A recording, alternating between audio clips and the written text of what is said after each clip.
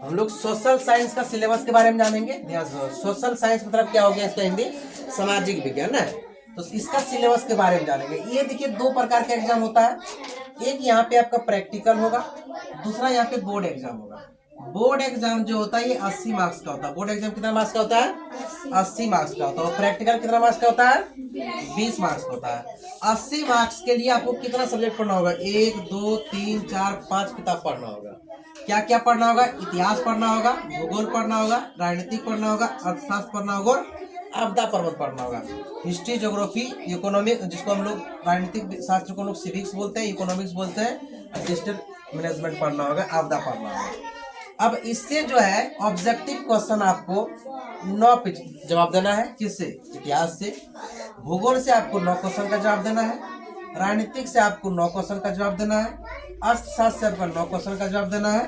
और आपदा से आपको 4 क्वेश्चन का जवाब देना है। किसके अनुसार? पुराने सिलेबस के अनुसार ना, जो इस बार एग्जाम हुआ 2024 में जो एग्जाम हुआ इस अनुसार से। अब देखिए क्वेश्चन तो इसमें पूछता है 18। क्वेश्चन कितना पूछता है? 18 पूछता है। इसमें 18, इसमें 18, इसमें 8। लेकिन इसमें जवाब तो हमको आधे क्वेश्चन का देना होगा, 9 क्वेश्चन का। लेकिन ऑब्जेक्टिव में एक सुविधा है, यदि तुम अगर इतिहास और भूगोल पढ़ा है तो इसी दोनों क्वेश्चन से तुम पूरा जवाब दे दो। ये सुविधा है ऑब्जेक्टिव में। मान लिया जब 50 क्वेश्चन दिया, 180 क्वेश्चन है एग्जाम में, 40 क्वेश्चन का जवाब देना है। अगर यदि आप चाहे तो इसी क्वेश्चन से जवाब इसमें दे सकता है, अन्यथा इस क्वेश्चन से जवाब नहीं दे सकते।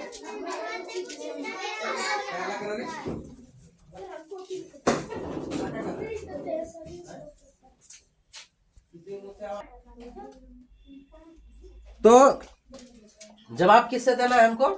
जिससे हम चाहे, या तो इतिहास से चाहे, ज्योग्राफी से चाहे, जिससे चाहे। ऑब्जेक्टिव में हम स्वतंत्र हैं, किसी से हम पूरा पूरा जवाब दे देंगे, ठीक है। क्योंकि 40 क्वेश्चन का जवाब देना है। अगर ये पूरा नहीं भी पढ़े रहेंगे, अगर ये 2 इतिहास और भूगोल ही पढ़े हैं तो 18 36 क्वेश्चन हो जाता है ना। आपदा पढ़े, ज्योग्राफी में ही आपदा आता है, मैंने किताब जो आप खरीदेंगे भूगोल में ही आपदा आता है, लेकिन ये एक अलग चैप्टर हो जाता है किताब, समझे ना, आपदा।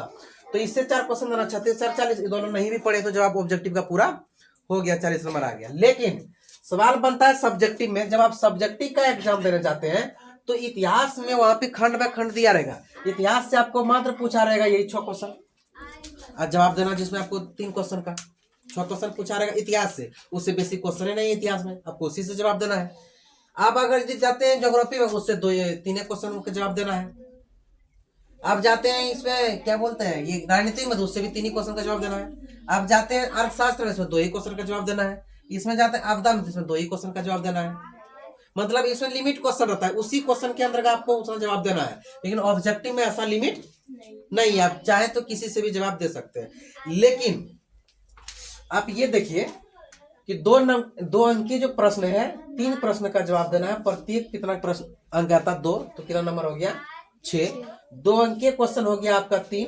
किसमें? भूगोल में तो आपको देना है 3 क्वेश्चन का जवाब तो हो गया 6।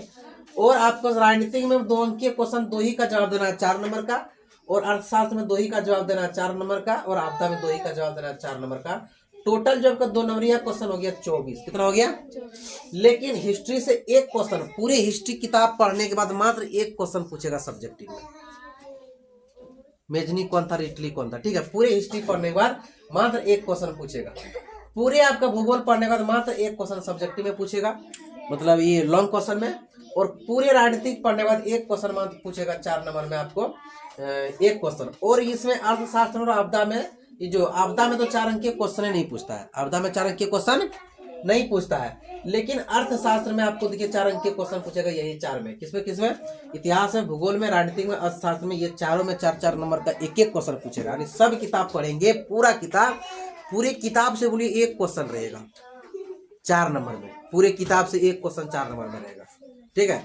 और एक ही क्वेश्चन हमको पूरा पढ़ना होगा। ज्यादा फायदा किस में हो जाएगा? ऑब्जेक्टिव में हो जाएगा ना।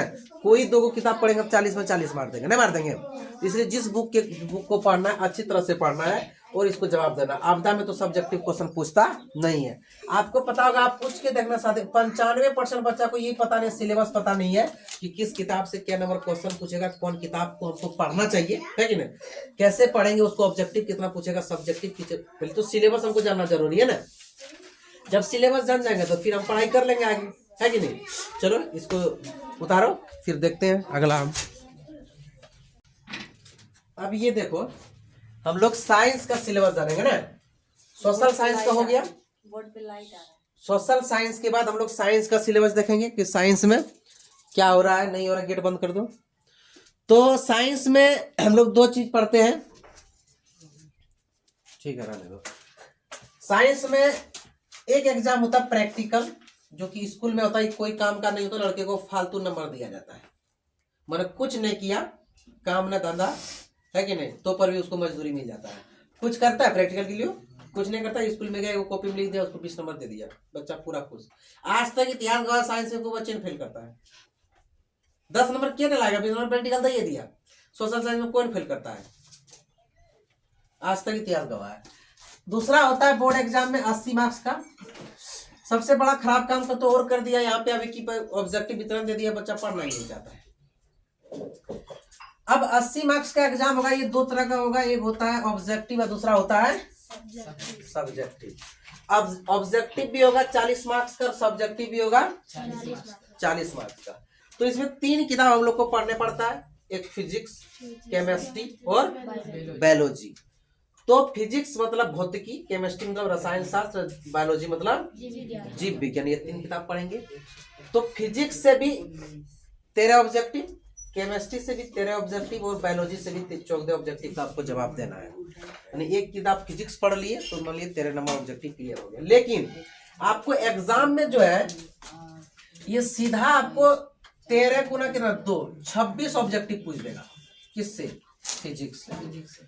फिर इससे भी आपको क्या करेगा, 26 गो ऑब्जेक्टिव पूछ देगा, और इससे भी क्या करेगा, आपको 28 गो ऑब्जेक्टिव पूछ देगा। लेकिन जवाब आपको आधे देना है। लेकिन ऑब्जेक्टिव में एक सुविधा है, आप चाहे तो चाहे पूरा फिजिक्स से जवाब दे दीजिए, चाहे तो आप केमिस्ट्री दे दीजिए, बायोलॉजी, जिससे चाहे आपको 40 गो का जवाब आपको दे देना है। इसमें पाबंदी नहीं है कि फिजिक्स से ही 13 क्वेश्चन देना है।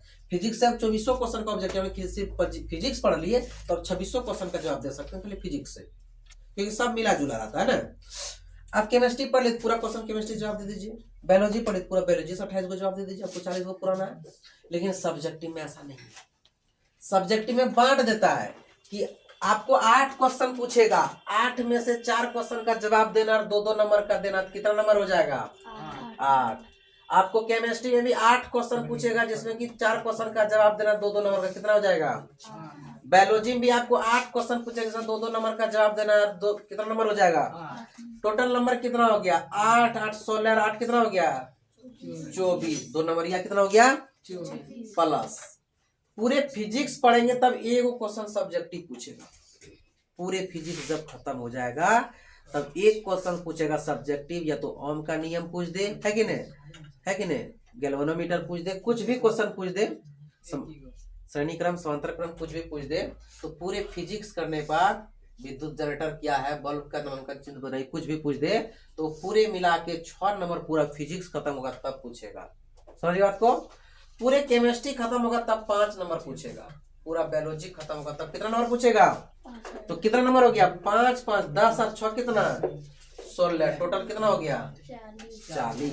इधर भी टोटल कितना हो गया 40। यही तो 40 का जवाब देना है। आप समझ गए कि कितना सब्जेक्ट पढ़ना है 3 नहीं, फिजिक्स केमिस्ट्री और फिजिक्स से सब्जेक्टिव क्वेश्चन क्या है गो 1 गो, ऑब्जेक्टिव क्वेश्चन लॉन्ग वाला क्या है गो 1 गो, बायोलॉजी में क्या है गो 1 गो। लेकिन बायोलॉजी में जो सब्जेक्टिव पूछता है लॉन्ग में 5-5 नंबर का पूछता है, लेकिन फिजिक्स में क्या नंबर का पूछता है 6 नंबर का पूछता है। 95% लड़का को तो पता है कि फिजिक्स में क्या नंबर का क्वेश्चन पूछो, पता नहीं है। इसे सिलेबस को भी माइंड में रखना है कि नहीं। कोई पूछ देगा फिजिक्स में क्या सब्जेक्टिव क्वेश्चन पूछता है, 1 गो पूछता है कि लॉन्ग क्वेश्चन, और 4 गो पूछता है क्या दीर्घोत्तरीय लघुत्तरीय, 2 तरह का क्वेश्चन पूछता है। बात समझ में आया। तो सिलेबस को भी माइंड में रखना है। दूसरा सिलेबस ये जो है, ये अब जो मैथ बच गया आपका, मैथ, हिंदी, संस्कृत, तो इसमें तो भाई आपको 100 नंबर का जवाब देना ही है ना। इसमें कोई किताब का भाग नहीं है। मैथ में एक ही किताब है, इसमें 2 किताब है और इसमें भी 2 किताब है। और इंग्लिश तो कंपलसरी है नहीं, तो ये तो 100 नंबर है। आज हम लोग साइंस और सोशल साइंस के सिलेबस के बारे में हम लोग जान गए ना। बार यहाँ पे आई छूट जाता है, पहले भी छूट गया था। तो मैथ, हिंदी और संस्कृत इसके बारे में बचा। आज सोशल साइंस और साइंस के बारे में हम लोग सिलेबस के बारे में पूरी बढ़िया से जान गए। अब इसको हम स्टडी करेंगे। सबसे पहले हम पढ़ना स्टार्ट करेंगे फिजिक्स को, फिर पढ़ेंगे केमिस्ट्री को, फिर पढ़ेंगे बायोलॉजी की। उसी प्रकार हम सोशल साइंस में सबसे पहले हिस्ट्री पढ़ेंगे, फिर ज्योग्राफी पढ़ेंगे। हिस्ट्री के बाद क्या पढ़ेंगे? ज्योग्राफी पढ़ेंगे। हिस्ट्री ज्योग्राफी पढ़ेंगे तो ऑब्जेक्टिव पूरा का पूरा मार देंगे ना। इसमें भी कोई एक पढ़ लिए 26 नंबर, एगो आधो पढ़ेंगे तो 40 नंबर मारा देगा, है ना। लेकिन पढ़ना हम लोग को पूरे है, पढ़ना हम लोग को पूरे है। इसलिए इसको भी क्या करो तुम लोग, उतार लो कि पता चले तुम लोग पढ़ा है।